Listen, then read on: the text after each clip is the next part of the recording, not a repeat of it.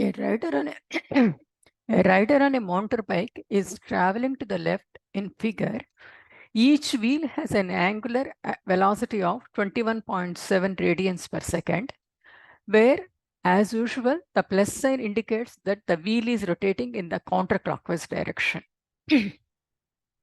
To pass another cyclist, the rider pumps harder and the angular velocity of the wheels increases from 21.7 to 28.5 radians per second in a time of 3.5 seconds. After passing the cyclist, the rider begins to coast and the angular velocity of the wheels decreases from 28.5 to 15.3 radians per second in a time of 10.7 seconds. In both instances, determine the magnitude and the direction of the angular acceleration of the wheels. Here, we have to find the magnitude and direction of the angular acceleration. The wheels are rotating in the counterclockwise direction. Okay, that means angular speed is increasing in the first case and angular speed is decreasing in the second case. Okay, because the rider is trying to surpass the initial rider. Okay, so here let us see angular velocity omega I is equal to 21.7 radians per second. It is in the counterclockwise direction, that is why positive it is.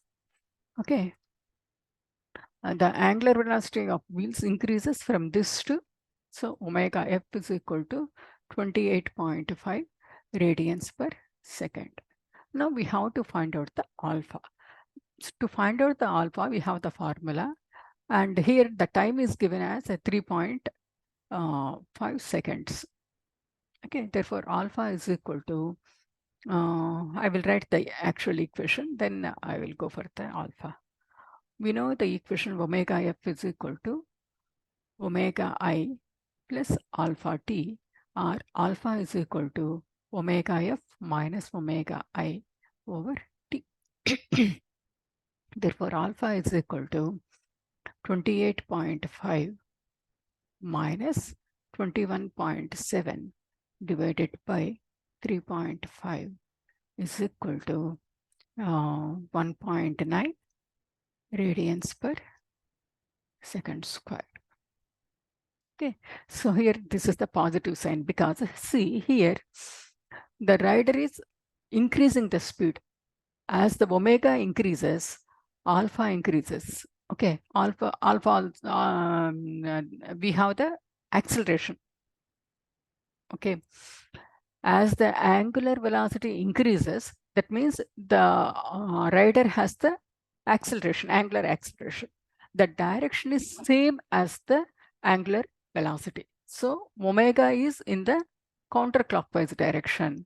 Therefore, alpha is also in the counterclockwise direction, same direction. Both has, as omega increases, alpha has the same direction as the omega.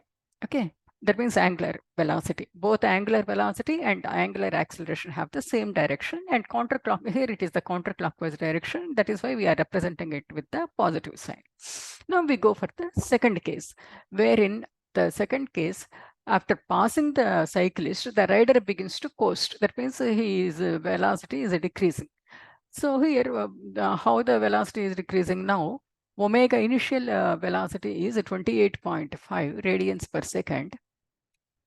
And then final velocity is, angular velocity is 15.3 radians per second.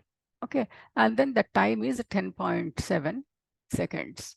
Now alpha is equal to 15.3 minus 28.5 divided by 10.7 gives a value of negative 1.23 radians per second square. Here we have to justify the negative sign. As omega decreases, alpha direction will be opposite. So here the omega direction is counterclockwise. That means angular velocity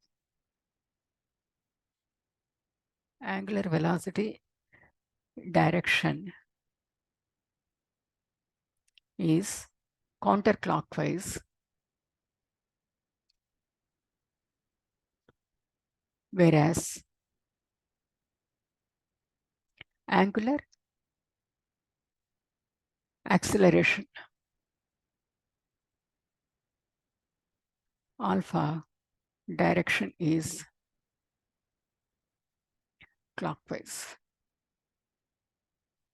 And we know clockwise direction is negative.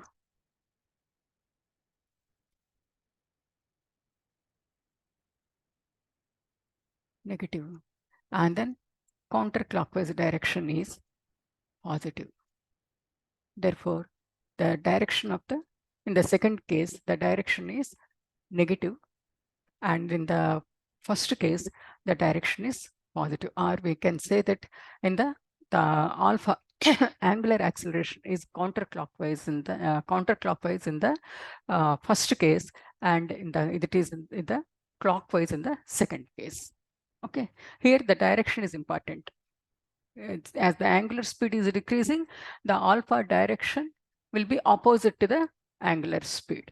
Okay, that you should realize, then it will be easy. Okay. Thank you. Bye bye.